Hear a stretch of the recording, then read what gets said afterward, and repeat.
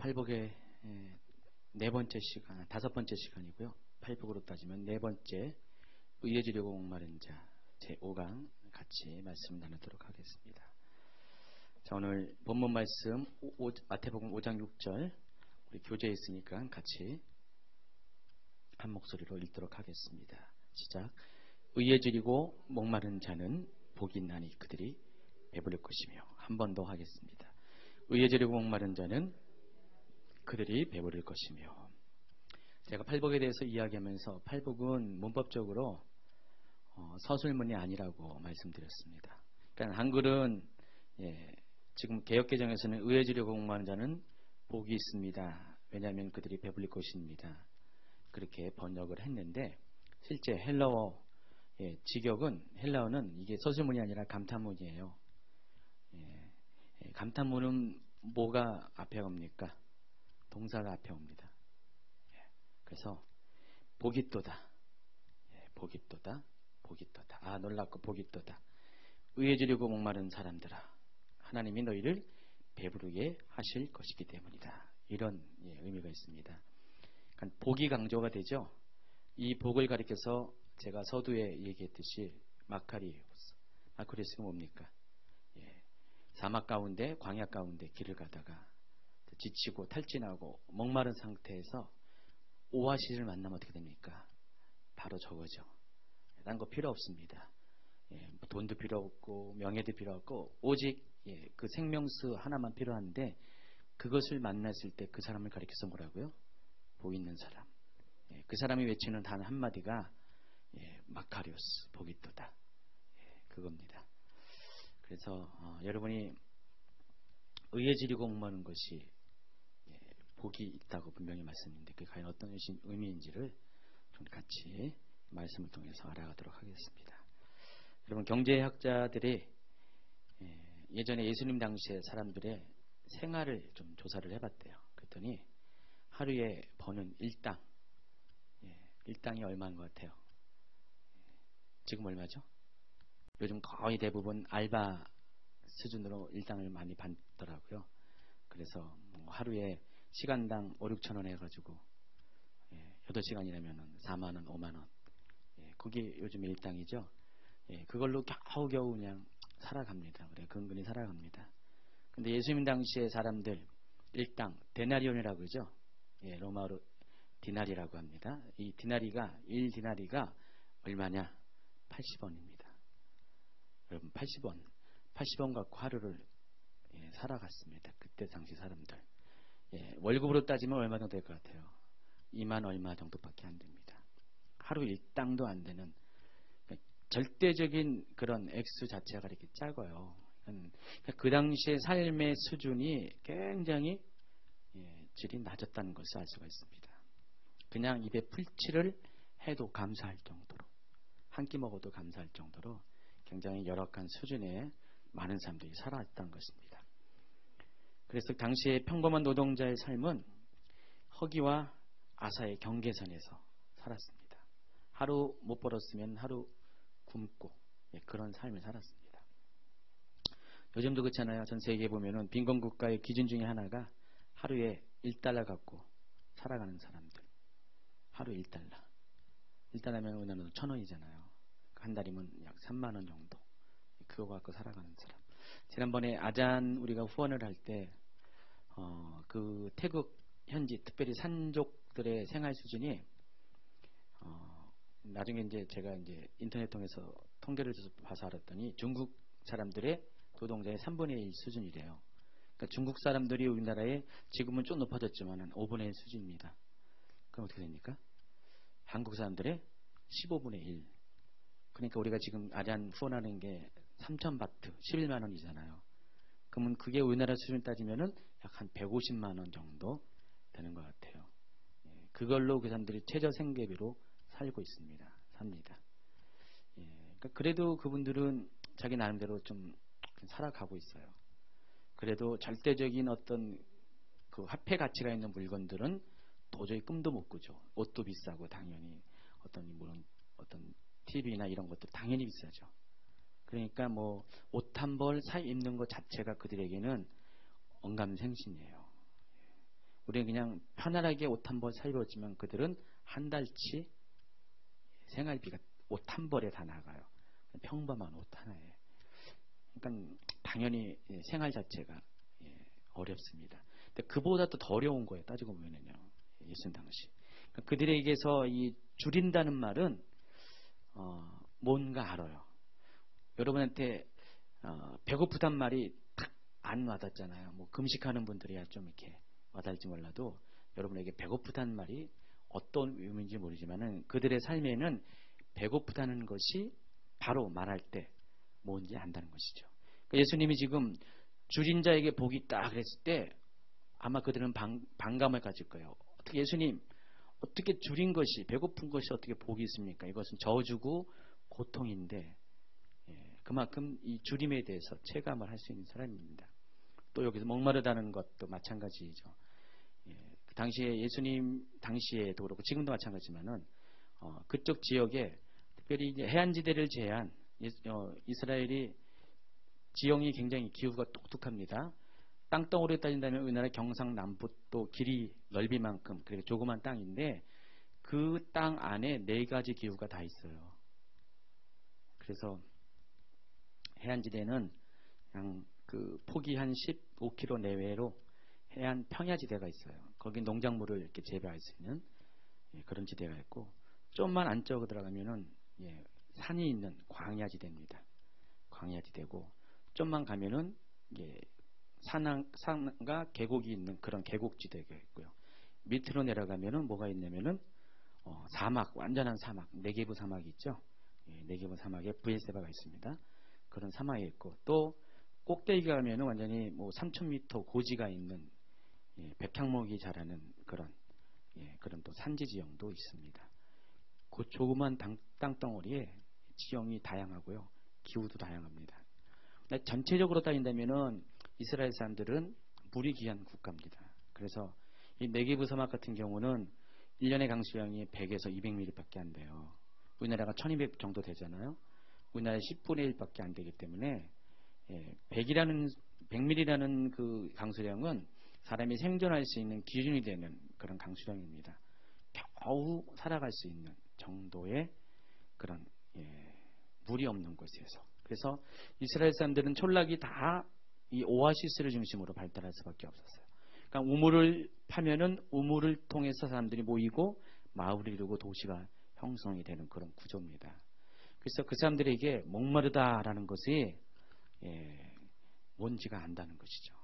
여러분 목마르는 것이 크게 안 와닿는데 목마르다는 것이 그들에게는 뭔지 안다는 것입니다. 그래서 예수님이 이 말을 할 때 줄이고 목마른 자여 복이 있도다라고 할 때 이 말이 그 뜻이 아닌데 어떻게 복이 되냐 그것은 저주인데 그렇게 예수님의 말에 대해서 그렇게 반응한다는 것입니다. 그런데 예수님은 단지 줄이고 목마른 자가 복이 있다는 것이 아니라 한 가지 전제가 있었죠. 뭐가 어떤 것에 대해서 줄이고 목마른 게 복이 있습니까? 의에 대해서 줄이고 목마른 자가 복이 있다고 말씀했습니다. 그러면은 우리가 줄이고 목마른 것이 복이 있는데 그것이 왜 복이 되는지를 알기 위해서는 그 의가 무엇인지를 알면은 우리가 충분히 이것을 이해할 수가 있습니다. 그러니까 성경에서 말하는 의라는 것은 어떤 것인가? 과연 하나님의 의가 뭔지를 우리가 알기를 바랍니다. 의라는 것은 일반적으로 옳은 것, 옳다고 생각하는 기준을 일반적으로 의롭다, 의라고 말합니다.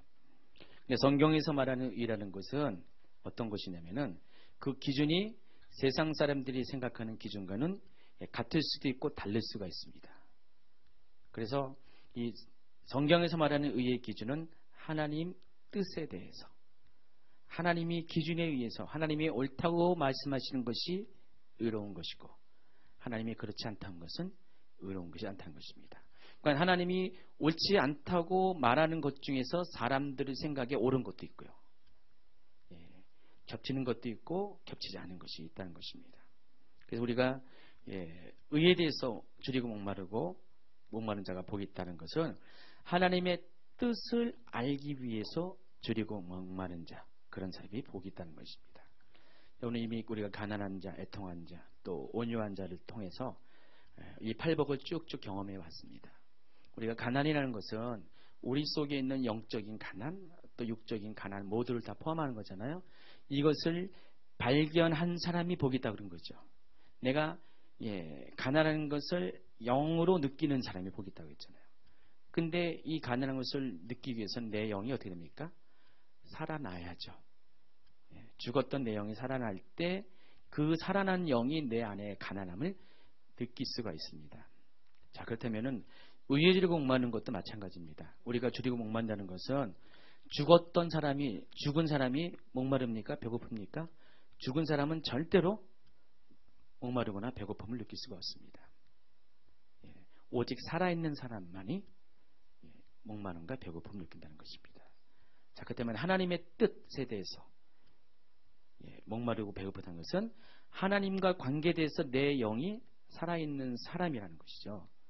그러면은 주리고 목마른 것이 결국 복이 될 수밖에 없는 것은 내가 이 하나님의 뜻을 알기 위해서 주리고 목마른 그 자체가 내 영이 살아있다는 증거가 되기 때문에 복이 있다는 것입니다.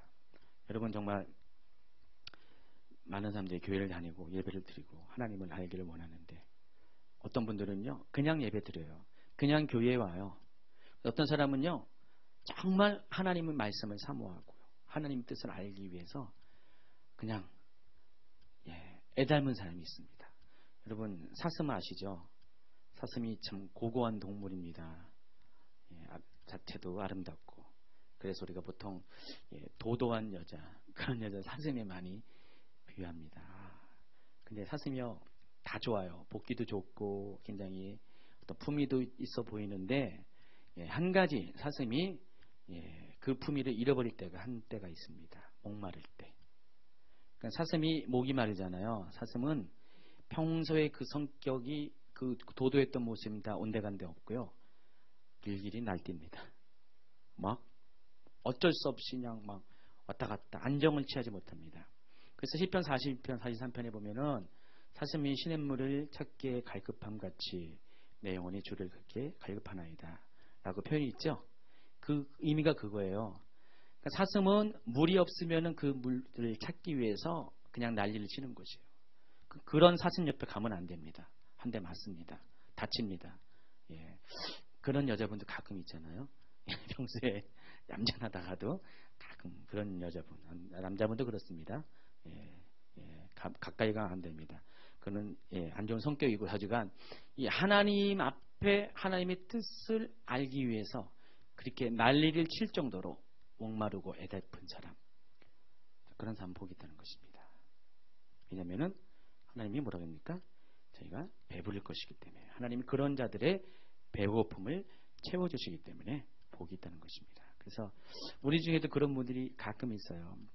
그냥 예배 드리다가 예배 자리에서 좀 떠나게 되는 상황이 되고 또 뭐 하나님 임재 앞에서 좀 떠나게 되면은요 너무 힘들어요. 딴 건 내가 다 참고 다 버티겠는데 내가 예배 못 드린 거는 도무지 못 참겠다. 내가 하나님의 임재를 느끼지 못하는 것은 도무지 못 참겠다라고 그렇게 고백하는 분들이 있어요. 그렇죠? 여러분 주변에도 옆에도 계시잖아요. 그런 사람이 복이 있다는 것입니다. 성경은요. 여러분 그렇습니까? 여러분 하나님 예배를 안 드려도 멀쩡합니까? 그러려니 합니까? 여러분 한 주에 한 번씩 예배 드리는데 가끔 빠질 수가 있잖아요. 그래도 뭐 그러려니 하면서 지낸 분도 있고요. 일주일에 몇 번씩 예배 드리는데 그 하루 하나 빠지는 거 정말 괴로워가지고요. 그 다음번에 올 때 그렇게 고백하더라고요. 아까 같은 목사님, 딴 건 내가 다 참았는데 예배 못 드리니까 너무 힘들었다고. 오늘 예배 드리니까 살 것 같다고. 그런 분들 있잖아요. 그런 삶이 복이 있다는 것입니다. 어쨌든 모쪼록 여러분이 그런 분들이 되길 바랍니다. 그래서 예배 안 드려도 그냥 맹숭맹숭하는 것은 정말 저주입니다. 저주입니다. 그래서 내가 정말 하나님 앞에 나아가는 것이 늘 언제나 사모하고 나아가지 못할 때 안타까워하는 그런 사람들이 복이 있다는 것입니다. 왜냐하면 그게 그 안에 하나님으로부터 오는 영이 살아난 증거이기 때문에, 내 안에 영적인 생명이 살아있는 증거이기 때문에 이렇게 복이 있다는 것입니다. 아까 의에 대해서 얘기하다가 옆으로 빠졌습니다. 그래서 성경이 말하는 의라는 것은 인간이 생각하는 옳고 바름이 아니라 바로 하나님의 기준과 표준에서 본 의를 말한다고 말씀드렸습니다. 자, 이것을 다 설명하려면은 좀 시간이 많이 걸리는데 그냥 짤막하게 설명하겠습니다. 성경에서는 의에 대해서 두 가지의 어떤 차원의 의를 말합니다. 첫 번째는 이신칭의 의라고 합니다. 여러분, 이신칭의 의라는 것이 뭡니까? 로마서 우리가 3장 23절 이하에 쭉 이야기하는 것처럼 모든 사람이 죄인이잖아요. 죄를 범했기 때문에 하나님의 영광에 이르지 못합니다. 그러나 새로운 의가 나타났다고 했죠. 로마서에서 바울은 그 의가 뭡니까? 곧 예수 그리스도를 말미암은 의인데, 그 의는 뭡니까? 내 스스로 어떤 노력으로 하는 의롭다함을 받는 것이 아니라 하나님께서 죄인인 우리를 십자가의 은혜로 죄를 사하시고 의롭다게 하신 그 의. 그래서 이를 칭자죠. 너희가 의롭다고 이렇게 이르시는 그 의죠. 그것을 믿음으로 받아들이는 의. 이게 이신칭의 의입니다. 그래서 우리가 예수님의 십자가 사건을 믿음으로 받아들이고, 그리고 예수님의 십자가로 인해서 내 죄가 사하해지고 내가 의인된 것을 믿는 그것이 첫 번째 하나님 나라의 의의 기준이라는 것입니다. 하나님은 그런 사람을 의롭다 합니다. 좋은 일을 많이 하는 것, 선한 일을 많이 하는 것, 세상의 기준에 따라서 옳은 일을 많이 한 사람을 의롭다 하지 않고 바로 그 이신칭의의 믿음을 받아들인 사람, 그래서 중생한 사람을 가리켜서 의롭다 그럽니다. 그러니까 세상 사람들의 기준에 의하면 안 맞죠. 사람들의 기준은 이것이 의로운 것이 아닐 수가 있잖아요. 근데 하나님의 기준에 의하면 그것이 의롭고, 성경이 말하는 의는 이런 의를 말하는 것입니다. 두 번째는 또 어떤 의입니까? 두 번째는 이제는 성결의 의가 있습니다. 우리가 예수 그리스도로 인하여서 의롭다함을 받았으면은요, 우리는 이제 의인의 첫 발을 내딛는 것이에요. 의인으로서의 삶을 살아가기 시작한 겁니다. 그런데 우리가 목표는 뭡니까? 목표는 하나님 나라까지 우리가 의인이 되어야 돼요. 의로운 삶으로 살다가 그런 상태에서 하나님 나라에 들어갈 때 천국에 갈 수 있는 것이죠. 중간에 천국에 못 들어간 사람이 있다는 것입니다. 처음에 예수 그리스도의 의로 말미암아 의롭다함을 받았음에도 불구하고 우리가 천국에 가는 것은 되어봐야 알아요. 우리가 성결한 삶을 통해서, 성결하고 거룩한 삶을 통해서 거룩한 자만이 하나님 나라에 들어갈 수가 있거든요. 근데 이 거룩함을 유지할 때 이것을 가리켜서 성결의 의라는 것입니다. 성경에는요, 에베소 4장 13절에 보면은 우리가 다 하나님의 아들을 믿는 것과 아는 일 하나가 되어 온전한 사람을 이루어 그리스도의 장성한 분량이 충만한 데까지 이르기를 우리에게 요청을 하고 있습니다. 근데 여기서 하나님을 아들을 믿는 것과 아는 일이 방금 제가 말씀드린 두 가지 의로 설명을 할 수 있는 것입니다. 하나님을 믿는 것은 이신칭의의 의를 해당하는 것이고, 아는 일은 하나님을 점점 알아감으로써 하나님의 뜻과 마음을 알아감으로써 우리가 성결의 의에 이르는 것을 말한 것입니다. 제가 도표를 그려놓은 것이 구원받은 우리의 모습이 이렇습니다. 우리가 구원받았을 때 우리의 현주소는 누구든지 이 중간 사이에 있어요. 노란색으로 표시한. 그래서 나의 의의 수준이 있고요. 그리고 나서 나의 의의 수준을 기준으로 보면은 나보다 밑에 죄인의 모습들을 바라볼 수 있고요. 또 하나님의 모습을 바라볼 때 우리가 이런 의의 기준을 가지고 바라볼 때 우리의 시각에는요, 죄인을 바라볼 때는 우리 가운데 뭐가 생깁니까? 우월감이 생겨요. 그러나 하나님을 바라볼 때 우리는 하나님보다 못하는 열등감이 생기죠. 그래서 이 우월감은 우리로 하여금 교만케 하고, 이 열등감은 좌절케 한다는 것입니다. 그래서 우리는 구원받은 이후에는 다 이런 어느 수준인지 모르지만 이런 수준 가운데 이 두 가지를 다 경험하게 됩니다. 근데 우리의 목표는 어떻게 됩니까? 우리의 목표는 점점 하나님 수준에까지 올라가게 되는 것이죠. 올라가게 되는 것입니다. 그래서 하나님 안에 우리가 의로워지고 하나님 수준까지 거룩한 삶을 살게 될 때 우리는 비로소 성결한 상태로 바뀝니다. 근데 우리가 이 줄이고 목마름이라는 것은 바로 이런 과정 가운데 내가 하나님을 믿는 것과 두 번째 이 아는 것에 하나가 된다고 했잖아요. 이 알기 위해서 줄이고 목마른 것을 가리켜서 의해지고 목마르다라고 말할 수가 있다는 것입니다. 여러분이 예수님을 믿었다면요, 이제 그 다음 단계는 그거예요. 바로 하나님의 누구신가, 어떤 분인가, 하나님의 계획이 무엇인가, 하나님의 마음의 뜻이 무엇인가를 알고 자꾸만 알아가면 내가 영적인 수준이 계속해서 하나님 쪽으로 올라가게 되어 있습니다. 그래서 이것을 알기 위해서 여러분이 정말 줄이고 목마르면은 하나님이 그것을 알게 해주신다는 것입니다. 채워주신다는 것입니다. 결론적으로 의해지고 목마른 사람이라는 것은 하나님의 마음과 하나님의 계획을 알기 위한 영적 목마름을 가진 사람이고, 이런 사람들이 영적인 생명이 있기 때문에 복이 있다는 것입니다. 근데 이 의해지고 목마른 자에게 어떤 복이 있다고 그랬습니까? 의해지고 목마른 자는 복이 있나니 저희가 배부를 것이며 그랬습니다. 배부르다라고 했죠. 배부르다는 것은 뭘로 배부릅니까? 두 가지 전제가 있기 때문에 줄임에 대해서, 목마름에 대해서 그것을 채움을 말하는 것이죠.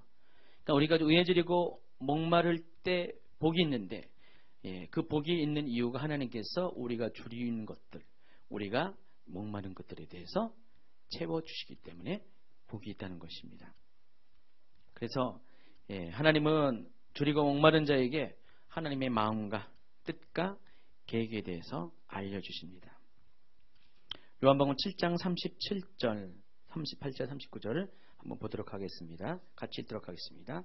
명절 끝날 곧 큰 날에 예수께서 서서 외쳐이르시되 누구든지 목마르거든 내게로 와서 마시라.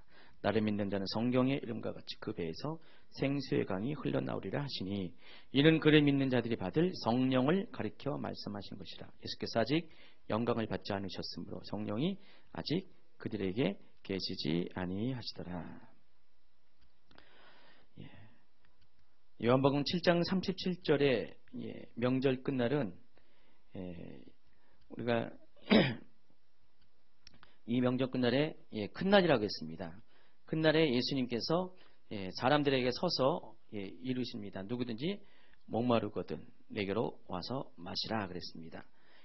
그 이유가 나를 믿는 자는 성경에 말씀하신처럼 그 배에서 생수의 강이 흘러나오기 때문에 누구든지 나에게 와서 마시라 그랬습니다. 자, 그럼 성경을 여기서 말하는 이 성경이 어디 성경을 가리키는 할까 한번 여러분 생각해 보시기 바랍니다. 그러니까 예수님께서 성경에 말씀하신 바와 같이 누구든지 내게로 오는 자에게서는 아니면 성경에 말씀하신 그것을 주어서 그 목마름을 채우고 생수의 강이 흘러내리겠는데, 이것이 어디를 가리켜 하신 말씀인가 여러분 한번 알 필요가 있습니다. 그것이 구체적으로 에스겔서 47장의 말씀입니다. 에스겔 47장 1절 한번 보시기 바랍니다.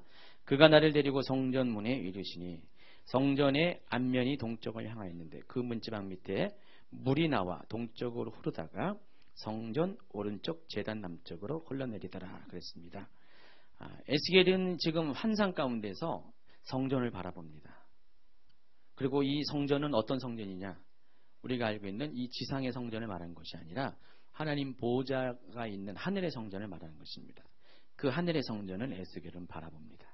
근데 그 에스겔이 본 그 성전의 모습은 성전의 앞면이 동쪽을 향했는데 그 민지방 밑에서 뭐가 나옵니까? 물이 나와서 흐릅니다. 그래서 2절을 보면은요, 에스겔 47장 2절, 그가 또 나를 데리고 북문으로 나가서 바깥길을 꺾여 동쪽을 향한 바깥물에 이르시기로 본즉 물이 그 오른쪽에서 스며 나오더라 그랬습니다. 그러니까 성전의 앞면에서 성전의 문 지방 밑에서 물이 나오고요. 그리고 그 물이 어떻게 됩니까? 바깥문에까지 이르러 가지고요. 바깥물에서 스며 나온다는 것입니다. 그러니까 안에서 문지방 밑에서 흘러내린 물이 쭉쭉쭉쭉 성전의 바깥을 향하여 나아다가 성전의 바깥문에 동쪽을 향한 바깥문에서 오른쪽에서 물이 스며 나온다는 것을 말한 거 있습니다. 계속해서 보면은 3절에 보시면은요, 그 물이 어떻게 됩니까? 이번에는 발목에 오르고요. 또 4절에 보니까 무릎에 오르고요. 그 뒷페이지 보니까 4절 또 보니까 허리에 오르고 5절에 보면은 그 물이 가득해서 헤엄칠 만한 물이 돼서 사람이 눈이 건너지 못할 강이 됐다 그랬습니다. 그러니까 성전 문지방에서 스며 나온 물들이 점점 흘러가지고 맨 처음에는 스미는 단계, 발목에 이르는 단계, 무릎에 차는 단계, 허리에 이르는 단계, 마침내는 사람이 헤엄칠 만한 그런 완전히 사람을 잠기는 단계까지 이르게 됩니다. 그래서 이것이 강이 됩니다. 강이 되어서 흐르게 됩니다. 지금 예수님은 지금 에스겔 47장의 이야기를 지금 이야기하고 있는 것이에요. 그러니까 누구든지 목마르거든 내게로 와서 마시라. 그리하면은 성경에서 이름과 같이 믿는 자들에게는 그 배에서 생수의 강이 흘러나리게 합니다. 이렇게 말씀하십니다. 그래서 이 생수의 강이 의미하는 것이 하나님 보호자에서부터 나오는 것인데 39절에 보면은 그 생수의 강을 가리켜서 분명히 구체적으로 뭐라고 했습니까? 이는 믿는 자들이 받을 성령을 가르쳐 말씀하신 것이다. 그랬습니다. 그렇기 때문에 우리가 줄이고 목마른 자들 복이 있습니다. 특별히 의에 대해서 하나님의 뜻과 하나님의 계획과 하나님의 마음에 대해서 알기를 원해서 사슴처럼 줄이고 목마른 자들은 왜 복이 있냐? 그런 자들에게 하나님께서 배부르게 하시는데 그들을 배부르게 하기 위해서 하나님께서 뭘 주신다고요? 성령을 주시기 때문에 그것에 복이 있다는 것입니다. 성령을 받으면은 우리는 성령 안에서 하나님의 뜻과 생각을 알 수가 있습니다. 성령은 어떤 분이십니까? 하나님의 영이시잖아요. 사람의 마음을 감찰하는 성령이 로마서 8장 26절에 보면은 또 27절에 보면은 또 하나님의 마음과 뜻도 아신다 그랬습니다. 그렇죠? 근데 그 성령께서 우리 안에 성령이 채워지게 되면은 성령을 통해서 우리는 하나님의 마음과 뜻을 알게 되면은 그렇게 되면은 그로 인해서 우리의 영이 배고픔과 가람에서 채워지는 역사가 있어지게 된다는 것입니다. 근데 그것이 단계가 있어요. 성령께서 우리가 임하시는 단계가 있습니다. 누구든지 처음부터 생수의 강을 경험하는 것이 아니라 처음에는 스며 나오는 단계, 발목에 차는 단계, 무릎에 채워지는 단계, 허리에 이르는 단계, 그리고 완전히 잠기는 단계를 경험하게 된다는 것입니다. 우리의 배고픔을 채우는 것도 마찬가지입니다. 그래서 우리가 이 에스겔 47장을 통해서 우리가 알 수 있는 것은 하나님께서 우리에게 말씀하시고 하나님께서 우리에게 경험하게 하시는 하나님의 뜻 또 하나님의 성령은 어떤 단계를 통해서 우리가 계속해서 배부름을 채워가듯이 배고픔을 채워가듯이 목마름을 채워가듯이 우리의 삶 가운데 하나님의 뜻도 단계를 거쳐서 우리에게 계속 채워지는 그런 역사가 있다는 것입니다. 그래서 우리가 줄이고 목마를 때 이유가 뭐가 있습니까? 계속해서 우리가 줄이고 목마를 때 우리의 영적인 깊이가 깊어지게 돼 있어요.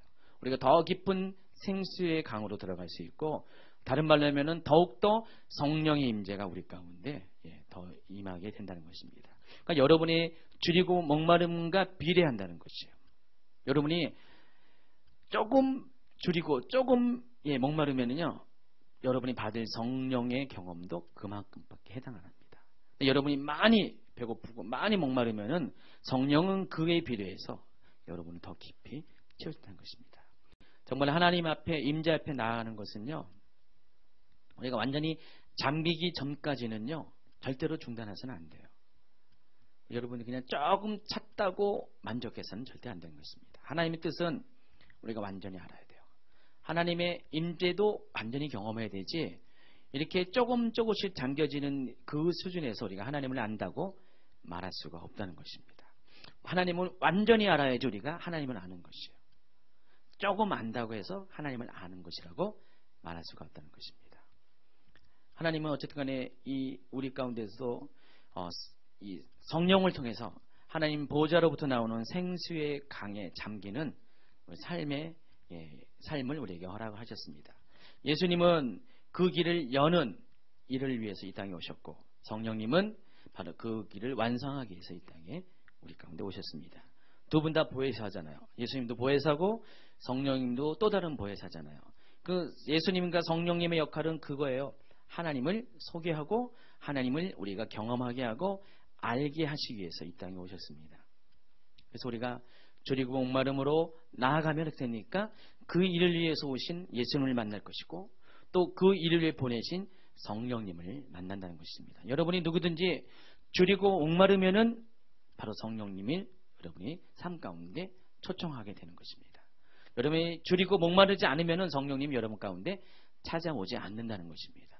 그래서 계속해서 우리가 줄이고 목마른 것이 복이 있는 이유가 줄이고 목마름을 통해서 우리가 성령님을 경험할 수 있기 때문입니다. 우리가 애통하는 것이 복이 있다 그랬죠. 애통할 때 무엇이 찾아옵니까? 누가 찾아옵니까? 하늘의 위로가 주어지는데 그 위로는 성령님을 통해서 주시는 위로잖아요. 우리가 줄이고 목마른 것도 같은 위치라는 것입니다. 우리가 줄이고 목마를 때 성령님이 우리 가운데 오셔가지고요, 우리를 채워주십니다. 그래서 처음에는 스미는 단계에서 발목의 단계, 무릎의 단계, 허리 차는 단계, 그리고 마침내 완전히 그 강 가운데 잠기게 되는 단계까지 우리를 인도하십니다. 그런 자들에게 복이 있습니다. 에스겔 47장 6절 34페이지 넘어갑니다. 6절부터 한번 12절까지 읽도록 하겠습니다. 시작.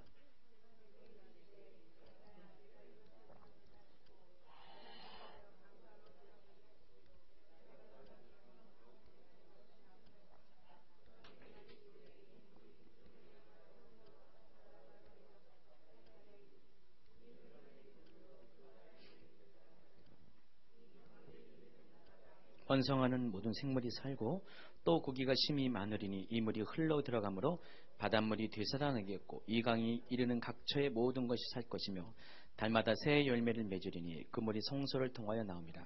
그 열매는 먹을 만하고 그 잎사귀는 약재료가 되리라.